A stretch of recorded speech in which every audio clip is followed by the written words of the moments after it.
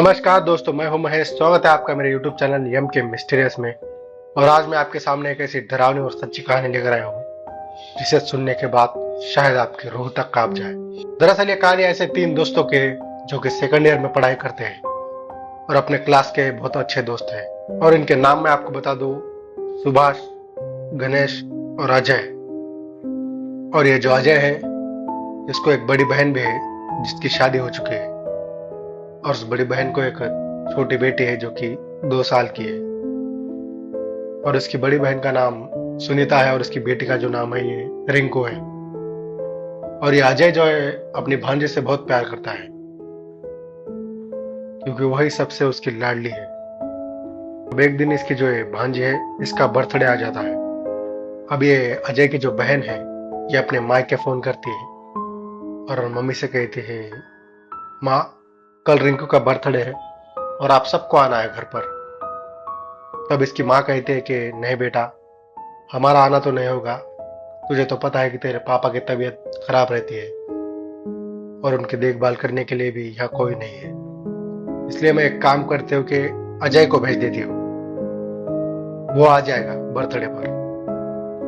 अब इसकी माँ से ढेर सारी बातें करते हैं इधर उधर की और कहते हैं कि माँ जरा अजय पास होगा तो उसे फोन दीजिएगा। और अजय वहीं पे कुछ बुक वगैरह पढ़ रहा था तो उसकी माँ ने उसे कहा कि ले अपनी दीदी से बात कर। अब ये इसकी दीदी अजय से कहते हैं कि अजय तुझे पता है ना, कल रिंकू का बर्थडे है और तुझे आना है। अब अजय कहता है कि हाँ दीदी जरूर, मैं जरूर आऊंगा। एक ही तो लाडली भांजी है मेरी, और मेरे जो दो दोस्त हैं उन्हें भी साथ लेकर आऊंगा। इसकी दीदी कहती है हाँ ठीक है, उन्हें भी साथ में लेकर आऊंगा। अब ये बर्थडे का जो टाइम है रात के 7:30-8 बजे कुछ है। अब जिस दिन बर्थडे है वो दिन आ जाता है और शाम के 5 बज रहे हैं। अब ये अजय जो है अपनी माँ से कहता है कि माँ मैं दीदी के घर जा रहा हूँ, रिंकू का बर्थडे है ना आज। तो माँ कहती है कि बेटा जरा संभल कर जाना और रात को संभल कर आना। हाँ माँ तुम फिक्र मत करो, मेरे दो दोस्त है ना, उन्हें भी लेकर जा रहा हूँ मैं। अब ये जैसे ही घर से निकलने वाला था कि इसके दादाजी कहते हैं कि बेटा तुम जा रहे हो तो जाओ, लेकिन रात को आते वक्त उस बस स्टैंड के रास्ते से मत आना जो कि शॉर्टकट में गिरता है। अब ये दादाजी से कहता है कि क्यों, क्या हुआ, क्या है उस रास्ते पर। तो दादाजी कहते हैं कि नहीं बेटा, उस रास्ते से मत आओ, हो सके तो थोड़ा लंबा होके आओ, मगर उस रास्ते से मत आओ क्योंकि लोग कहते हैं कि वहां पर किसी लड़की की आत्मा भटकती है। अब जैसे ही इसने ये सुना है और हंसने लगा कि हाँ दादाजी, आप भी ऐसे जमाने पर ऐसे फालतू की चीजों पर विश्वास करते हो और कुछ भी बोलते हो, मैं तो इन सब बातों पर नहीं मानता। अब ये इतना कहकर अपने दोनों दोस्तों के घर जाता है और उन्हें वहां से लेकर निकल जाता है दीदी के घर पर। और करीब 8 बजे करीब कुछ वहां पहुंचता है और इसकी दीदी इसे देखकर गई थी कि आओ भाई आओ, तुम्हारा इंतजार कर रहे थे। अब ये अपने भांजे के पास जाता है, उसे गिफ्ट देता है और इसके साथ जो ये दो दोस्त थे इन्होंने भी भांजे के लिए गिफ्ट लेकर आए हैं और वो भी अब भांजे को गिफ्ट दिए हैं। अब इतने में इनके जीजा जी आते हैं और ये जीजा जी कहते हैं कि और अजय कैसे चल रही है तुम्हारी पढ़ाई, सब ठीक चल रहा है ना। हाँ जीजा जी सब ठीक चल रहा है, बस परीक्षा नजदीक आने वाली है। ठीक है ठीक है। अब ये दोनों जीजा जी और ये और इसके जो दो दोस्त हैं ये सब बैठकर बातचीत करते हैं। अब जीजा जी कहते हैं कि चलो रिंकू का केक केक कट करते हैं। अब इन्होंने रिंकू का जो है केक कट किया है। अब इसकी दीदी कहते हैं कि भैया तुम और तुम्हारे दोस्त बैठकर खाना खा लो। तो ये कहता है नहीं दीदी, थोड़ी देर बाद खाएंगे। अरे खा लो, बाद में टाइम मिलेगा नहीं। अब ये दोनों तीनों खाना खाने के लिए बैठते हैं और ये अजय अपने जीजा से कहता है कि जीजा जी आप भी बैठिए ना, खाना खाइए। तो जीजा जी कहते हैं कि नहीं नहीं, मैं सब मेहमानों के खाना खाने के बाद खाना खाऊंगा, तुम खा लो। अब ये तीनों खाना खाते हैं और जीजा जी के साथ में बातचीत करने के लिए बैठते हैं। अब ये बातें करते हैं तो काफी टाइम हो जाता है। अब ये अजय जो है घड़ी की तरफ देखता है और कहता है कि जीजा जी, काफी टाइम हो रहा है, 11:15 बज रहे हैं, मुझे जाने में देरी हो जाएगी और रास्ता भी थोड़ा लंबा है। तो जीजा जी कहते हैं कि अरे आज रात यहीं रुक जाओ, कल सवेरे चले जाना। नहीं नहीं जीजा जी, परीक्षाएं नजदीक आ रही है और मुझे कल सवेरे कॉलेज भी जाना है और पढ़ाई भी करनी है। तो जीजा जी कहते हैं ठीक है जाओ, लेकिन संभल के जाओ। अब ये हाँ कहकर निकल जाता है वहां से। अब ये अजय अपने दोनों दोस्तों से कहता है कि हम उस बस स्टैंड के रास्ते से निकल कर जाएंगे जो हमें शॉर्टकट में गिरता है, उससे हम घर थोड़ा जल्दी पहुंच जाएंगे। तो ये दोनों कहते हैं कि नहीं यार, वो रास्ता थोड़ा खराब है और अजीब भी है, लोग उस रास्ते से रात में नहीं जाते हैं। ऐसा लोगों का मानना है कि वहां किसी लड़की की आत्मा भटकती है जो कि बस के आके आकर मर गई थी।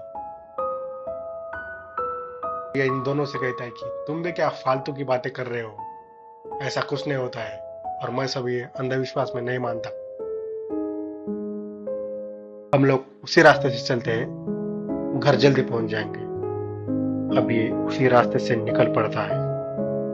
अब ये आधे रास्ते तक आए ही है कि रेत होने की वजह से इसकी गाड़ी का टायर फिसल जाता है और ये तीनों गिर जाते हैं नीचे। अब ये अजय बाइक उठाते हुए कहता है कि अरे यार, मैं तो बाइक ठीक चला रहा था, फिर हम गिर कैसे गए? हालांकि मेरे बाइक का बैलेंस जो था वो ठीक था और मैं बाइक भी ठीक ही चला रहा था। तो गणेश कहता है कि अरे रेत की वजह से गिर गए होगी, फिसल गए होगी बाइक। ठीक है ठीक है। अब इन्होंने फिर से बाइक उठाई है और बाइक से गिरने के बाद इन्हें ज्यादा कुछ चोट वगैरह भी नहीं आई और फिर निकल पड़े। अब ये तीनों थोड़े ही दूर आए थे कि अब ये थोड़े ही दूर आए हैं कि वहां हॉन्टेड बस स्टैंड भी आ गया। अब वहां पर क्या होता है, जैसे ही ये बस स्टैंड के पास आए हैं, इनकी गाड़ी का टायर पंक्चर हो गया है और रात के 12:30 बज रहे हैं। अब ये गणेश उतर कर कहता है कि यहाँ पर जरूर कोई गड़बड़ है, हमें वापस दूसरे रास्ते से जाना चाहिए। अब इन दोनों ने गणेश की बात न मानकर बाइक को लेकर पैदल ही चलना शुरू कर दिया है। अब ये तीनों थोड़ी ही दूर गए हैं कि इन्हें किसी लड़की के चीखने की आवाज सुनाई दी है और ये तीनों यहाँ पर रुक गए। और गणेश इन दोनों से कहता है कि अभी तुमने किसी लड़की के चीखने की आवाज सुनी है? अब ये दोनों ने भी आवाज सुनी है, लेकिन ये दोनों की बात को अनसुना कहकर, नहीं यार, इतनी रात को यहाँ कौन सी लड़की आएगी, शायद तूने किसी जानवर की आवाज सुनी होगी जो कि तुझे लड़की की सुनाई दे रही है। ऐसा कुछ नहीं है, हमें किसी की आवाज नहीं आई। और ये बस 5-10 मिनट आगे ही चले हैं कि इन तीनों को फिर से वही लड़की की आवाज चीखने की सुना दी है। अब ये तीनों डर गए हैं। अब इन तीनों ने वापस दूसरे रास्ते से चलने के बारे में सोचा, लेकिन बाद में ये सोचते हैं कि हम रास्ते के बीचों बीच आ गए हैं तो आगे ही चलना बेहतर होगा। अब ये आगे चलकर जाते हैं और थोड़ी ही दूर जाकर देखते क्या है कि इन्हें एक पीपल के पेड़ के नीचे एक औरत खड़ी दिखाई दी है। अब ये देखकर इन तीनों के रोंगटे खड़े हो गए। अब ये तीनों जैसे ही पीछे मुड़कर चलने के लिए थोड़ा आगे गए हैं कि यह औरत इन्हें चिल्लाते हुए कहते हैं कि रुको, मुझे हाईवे तक का रास्ता बता दो।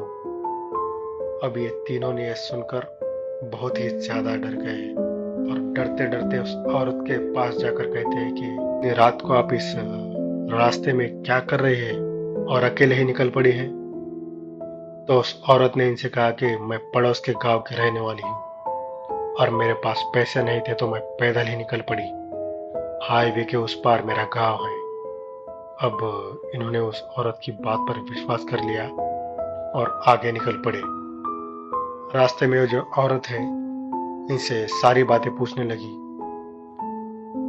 कि तुम कौन हो, कहाँ से आए हो और इतनी रात को कहाँ जा रहे हो। तो ये कहते हैं कि दरअसल हमारे दीदी जो है उनकी बेटी का बर्थडे था, तो हम उसी बर्थडे से वापस अपने घर जा रहे हैं। इतना कहकर अब ये अपनी अपनी बातें कर रहे हैं और ये जो औरत है इनके पीछे चल रही है और ये तीनों आगे हैं। तभी गणेश ने कहा कि थोड़ा ही दूर जाते हुए गणेश ने इनसे कहा कि लीजिए, आपका रास्ता आ गया, मतलब हाईवे आ गया। और वो जैसे ही पीछे मुड़ा है तो देखता है कि पीछे कोई औरत नहीं है। अब इन तीनों के पैरों तले जमीन निकल गई और ये इतनी जोर से भागे हैं। भागते भागते सुभाष जो है ठोकर खाकर गिर गया और इन्हें जोर जोर से उसी औरत की चीखें सुनाई देने लगी। अब ये तीनों बाइक को वही पटक कर जोर से भागकर थोड़ी ही दूर आगे कब्रिस्तान था वहां पर गए हैं और रात का 1:15 बज रहा है। अब ये पसीने से तरबतर हो गए हैं। अब कब्रिस्तान के पास लगकर ही थोड़ा दूर गणेश जी का मंदिर है, तो वो उसी मंदिर में घुस गए और इन तीनों ने उसी मंदिर में रात बिताई है। और ये जब सुबह हुई है तब जाकर घर गए हैं और ये बताते हैं कि उस मंदिर को ये कभी नहीं भूल सकते और उस रास्ते से ये उसके बाद कभी नहीं गए हैं। तो दोस्तों, कैसी लगी हमारी आज की कहानी? और कहानी पसंद आई तो लाइक कीजिए, शेयर कीजिए, चैनल को सब्सक्राइब कीजिए। कमेंट में लिखिए आपको कहानी कैसी लगी। एक अगली डरावनी और सच्ची कहानी के साथ तब तक के लिए विदा लेना चाहूंगा। जय हिंद।